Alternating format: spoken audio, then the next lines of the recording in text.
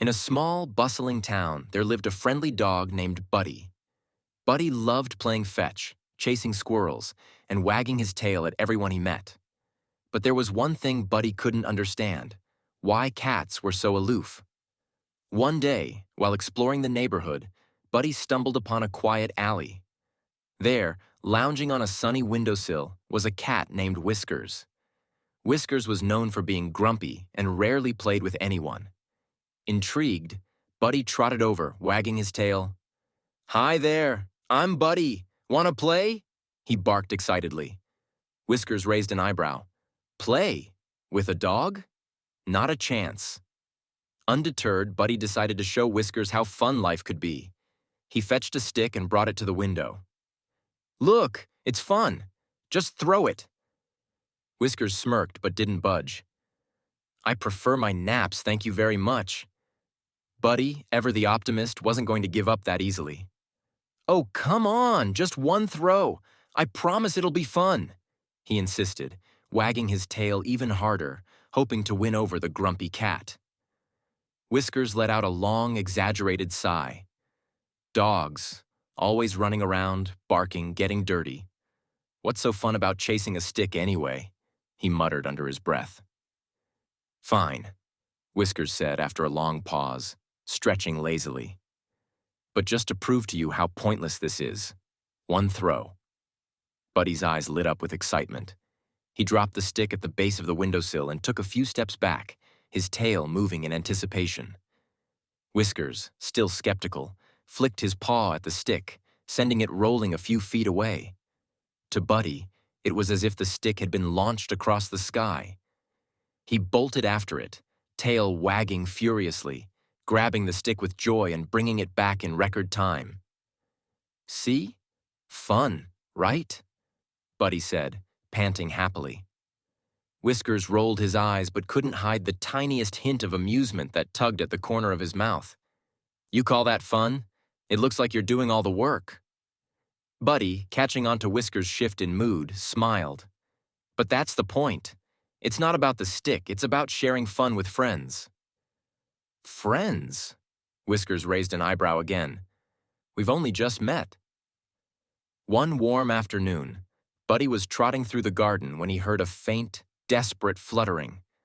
Following the sound, he found a small bird tangled in a thorny bush, its wings trapped and struggling to free itself.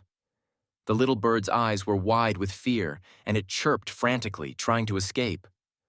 "Oh no!" Buddy exclaimed, his ears perking up. "Don't worry, I'll help you." He carefully approached the bush, trying to avoid the sharp thorns. He nudged the branches aside with his nose, using his teeth to gently pull the twigs away. The bird squirmed, frightened, but Buddy spoke in a soothing voice. "It's okay. I'm not going to hurt you. I just want to help."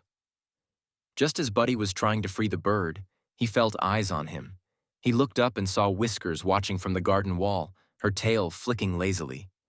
Buddy's heart skipped a beat, but he didn't stop. "Hi, Whiskers," he called, his voice muffled by the twigs just as Buddy was trying to free the bird. Whiskers tilted her head, her eyes narrowing. "Why bother?" she asked coolly. "It's just a bird." Buddy shook his head.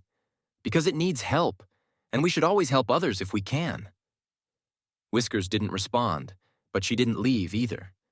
She continued to watch as Buddy worked carefully, freeing one wing and then the other. Finally, after a bit more effort, the bird was free. It hopped out of the bush, its tiny body trembling. Buddy stepped back, giving it space. "There you go," Buddy said, wagging his tail gently. "You're all right now." The little bird chirped softly, as if thanking him, then fluttered its wings and took off, disappearing into the blue sky. Whiskers leaped down from the wall and approached him, her movements as silent as ever. She stood in front of Buddy, staring at him with a look he couldn't quite understand. "You're different from the other dogs," she finally said, her voice softer than before. "Most of them only care about chasing things, not helping them." Buddy tilted his head. "Well, I just want to be friends with everyone, and I think that means helping when I can." From that day on, Buddy and Whiskers began spending time together in the garden. Whiskers taught Buddy how to move quietly and how to enjoy the stillness, while Buddy showed Whiskers the joy of chasing butterflies and playing in the sunshine. And every now and then, they would sit together on the garden and playing together and enjoying. Buddy had learned that sometimes the best way to make a friend wasn't through loud barks or endless games, but through kindness and a helping paw. And Whiskers, who had always been independent, discovered that maybe, just maybe, having a friend wasn't such a bad thing after all.